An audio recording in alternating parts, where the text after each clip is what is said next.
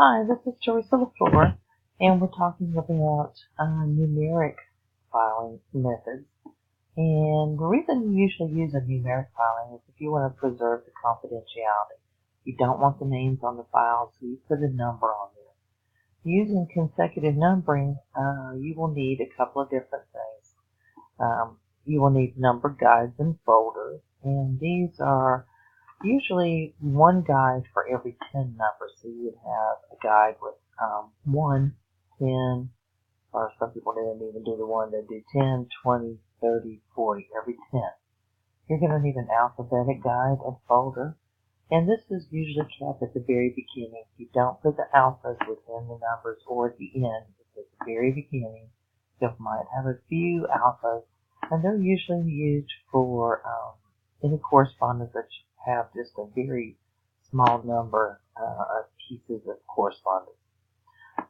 The large ones you're going to put in the numeric portion. So you might have an alpha first and then a numeric.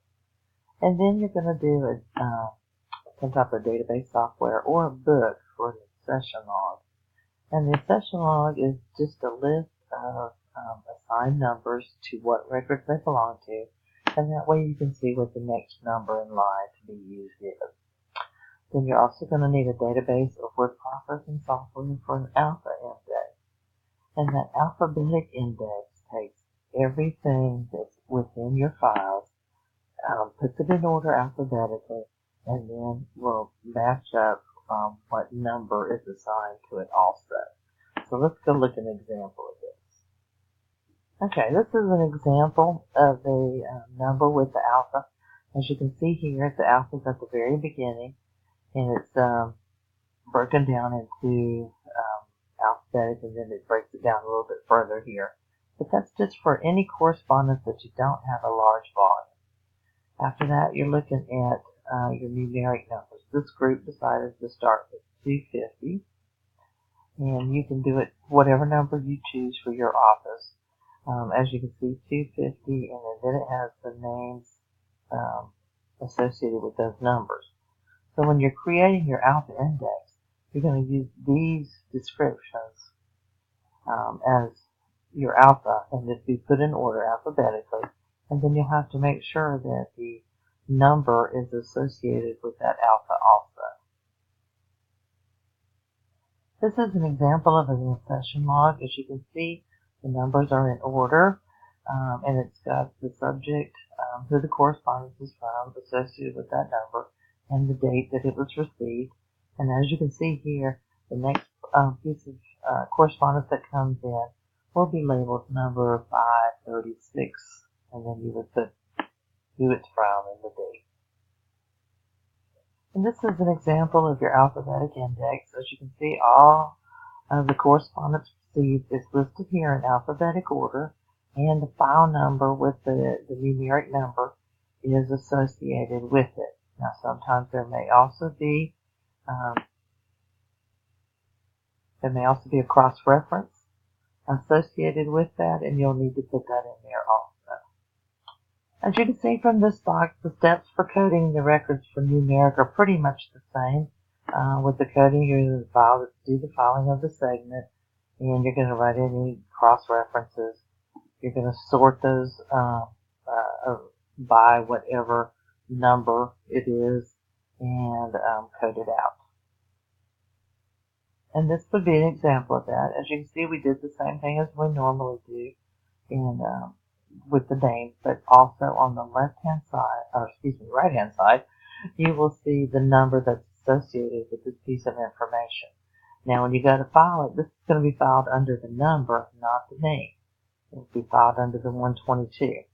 But you still would have it listed in your session log as this company.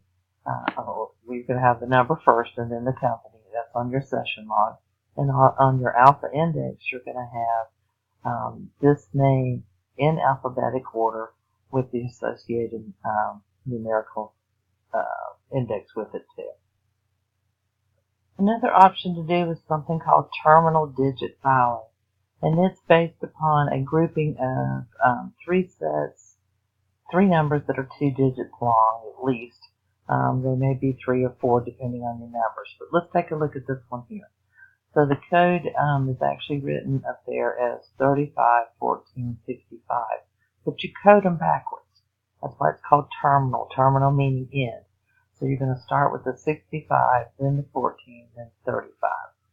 So when you're looking at them, this is the number, and as you can see, the last one, 1258, is what we're looking at.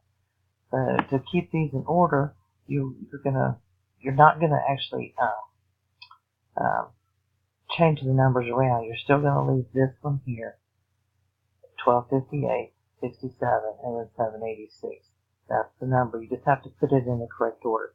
And as you can see, all these are in order by this terminal digit, the last one, 1258, 2187, 28, and so forth.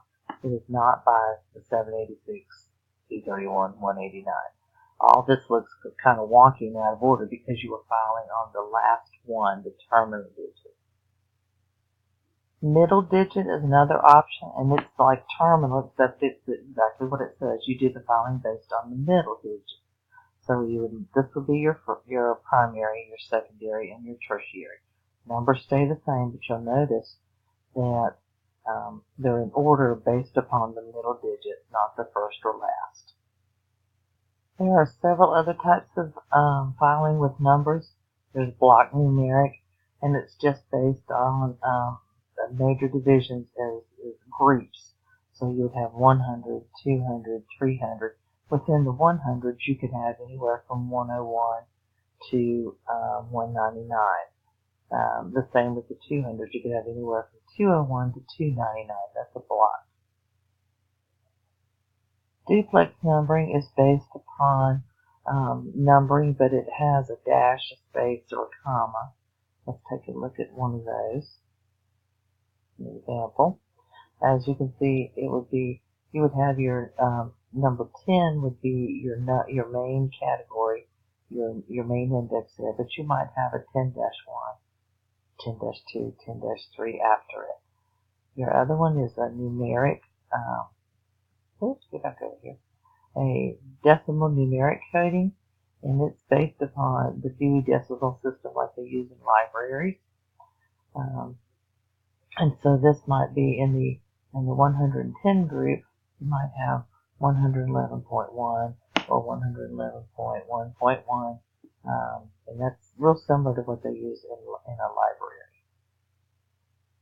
If it's an alphanumeric, you're going to see a combination. So you might have an MGTO1, MGTO101. This is your combination because it's alpha and numeric both. This is a real good example of doing the terminal digit, similar to what's in your homework. And the activity there wants you to put everything into terminal digit order. So if you had this grouping of accounts and you're looking to put them in terminal digit order, you're going to look at that final, the tertiary one, and get these in order. So if you were looking at this grouping, you might see that the code, we're going to use this as an example. If the code is a 502, 498, 502, 287, 947, 303, 189, 231, 786. So let's act like these numbers are the numbers that we have for these subjects here. So if you're looking to put this in terminal digit order, you're going to look at the third one, and you're going to see which one should come first. Which one has the smallest? So 189 would be your first one. And then you would have 287. And then 303. And if it's got the 231 in there. Okay, let's try this again. So we have 189. We have 231. 287. 303, 498. We have two of them that are 502, so you look to the second, they're still the same. So you go to the third. And this one will be the next one, and then that one. And then your 786. So you put them in order based on that tertiary number. And that's what your homework is wanting you to do, is to take that grouping of numbers that it gives you, put it into the correct order based on the tertiary, the third one, the terminal digit as it calls it. Okay, so this is chapter 9, dealing with numeric coding. And like I said, the main thing to remember for this is to put it in your terminal digit order is you'll have 3 sets of numbers. And your first one, your primary, will be the terminal digit, the third one. If that one's the same, you have to go to the second one, which is the middle, and then your third, which would be your tertiary group, which would be the first group. So you're just reading it backwards. Is all you're doing to put them in order. Hope this helps. Let me know if you have any questions.